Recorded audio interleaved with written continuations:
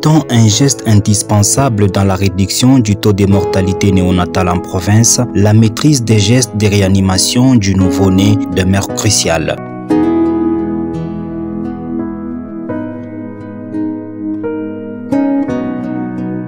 C'est dans cette optique que le ministère provincial de la Santé du Haut-Katanga, dirigé par son Excellence Professeur Dr Joseph Nsambi Boulanda et les centres des métiers Safi Startup ont organisé pendant 3 jours, du 27 au 29 avril 2023, dans la salle polyvalente Atomium, une formation gratuite portant sur la réanimation néonatale au bénéfice des infirmières et sages-femmes du Haut-Katanga sous le haut patronage de Monsieur le gouverneur de la province du Haut-Katanga, honorable Jacques Yaboula Katwe.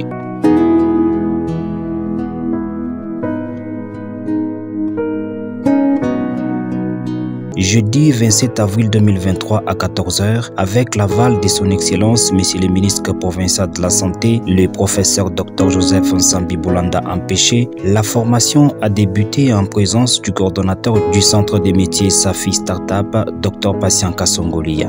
C'est pour nous un grand plaisir de recevoir dans cette salle polyvalente d'Atomium pour une cause noble, celle de vos capacités en réanimation néonatale.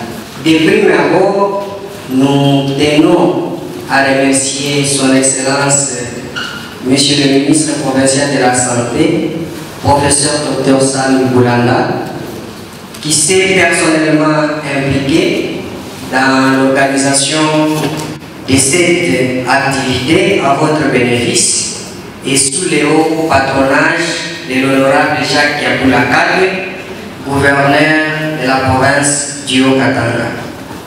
Mesdames et messieurs, l'autorité provinciale de la santé nous a demandé aujourd'hui, en son nom, de lancer de manière officielle la formation en réanimation au bénéfice des infirmières et sages-femmes de la province du Haut-Katanga. Au cours de cette première journée, le professeur Dr Joséphine Monga, en sa qualité de formatrice, a débuté la formation par un pré-test théorique et pratique, question d'avoir une idée de ce qui se passe généralement dans les structures sanitaires étatiques et non étatiques, toutes représentées dans la salle, afin de circonscrire sa matière.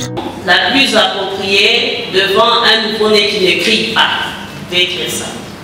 L'action la plus appropriée devant un nouveau-né qui ne crie pas est de...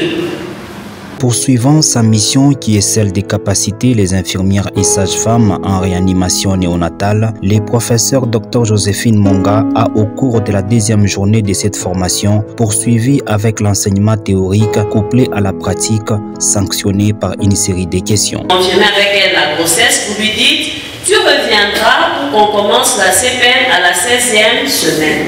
Le choix de la 16e semaine, ce n'est pas pour rien. Parce qu'il y a ce que l'on appelle la nature, qui à certains moments, elle-même se rend compte que ce produit de conception ne peut pas rester.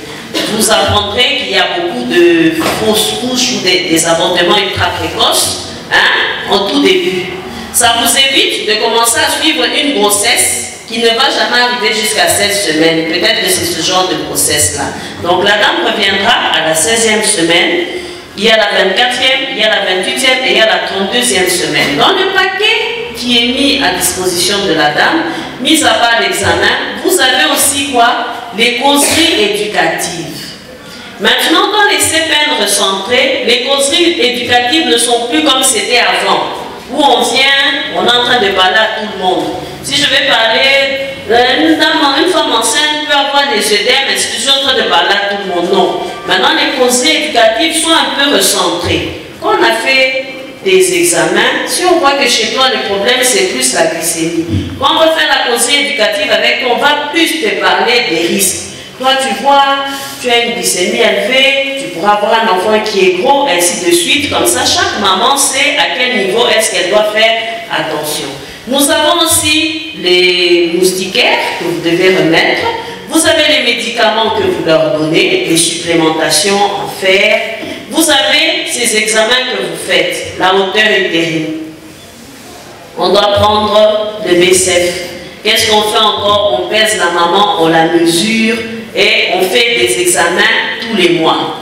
On regarde dans les urines qu'est-ce qu'il y a, on regarde dans le sang qu'est-ce qu'il y a et ainsi de suite. En sa qualité de l'autorité provinciale de la santé dans les Hauts-Katanga, son Excellence professeur Dr Joseph Nsambi Boulanda s'est libéré de ses tâches administratives vendredi 28 avril 2023 pour raison de lancer la formation de manière officielle. Dans ce mot, l'autorité provinciale de la santé du Haut-Katanga a mis l'accent sur les buts de cette formation. À cela, c'est faire aussi une idée générale du déroulement de la formation que les infirmières et sages-femmes prennent part. À la quatrième formation, il y a eu des formations sur les échographies obstétricales, gynécologiques et autres.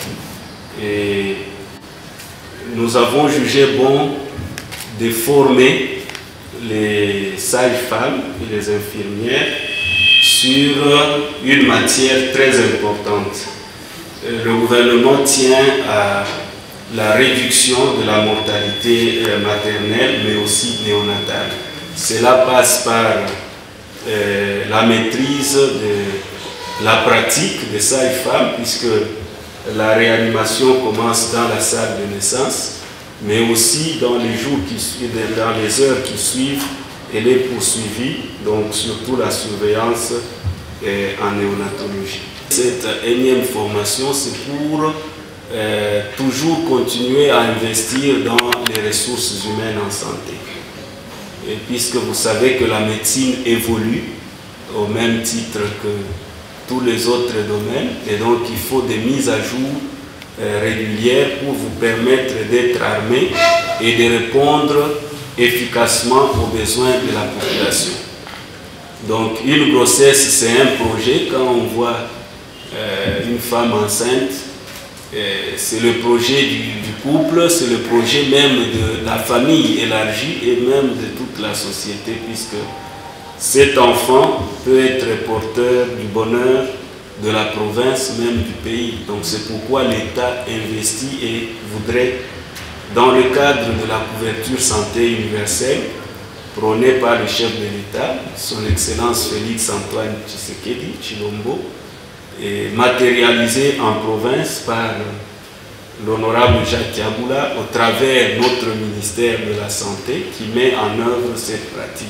Samedi 29 avril 2023, troisième et dernier jour de la formation. Toujours présente, la formatrice professeure Dr Joséphine Monga a débuté sa séance par les réponses aux questions posées, suivies d'une synthèse de fixation. À cette formation patronnée par les gouvernements Jacques Yabula Katoué via le ministère provincial de la Santé qui dirige les professeurs Dr Joseph Nsambi Boulanda, avec comme maître d'œuvre les centres des métiers Safi Startup pour concilier la théorie à la pratique. Les infirmières et sages-femmes ont été soumises à une pratique sur les mannequins.